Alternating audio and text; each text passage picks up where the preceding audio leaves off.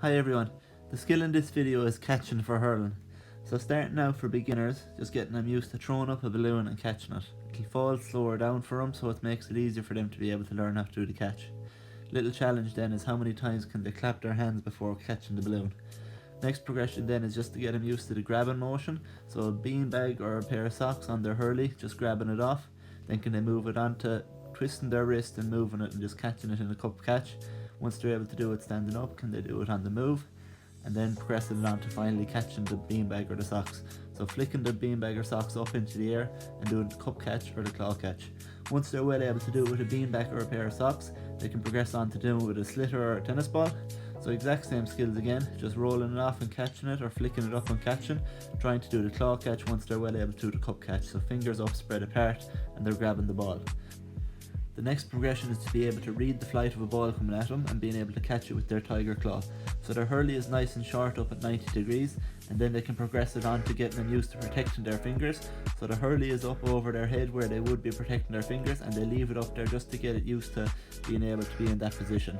Next progression then is the underarm throw and being able to move the hurley up into the position when they're trying to do their claw catch. So stepping into the ball and attacking the ball and trying to snatch it with their fingers, as if they're trying to pluck an apple off a tree. Next progression then is the low catch, so Conor McGrath or Conor Whelan are brilliant at this. The ball is coming at them on the ground and they're able to pick it up without having to take a touch on the hurley.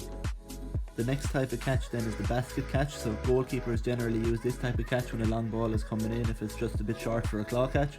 So trying to get their body behind the ball, making sure that it doesn't slip through their fingers, so using their chest to catch the ball as well.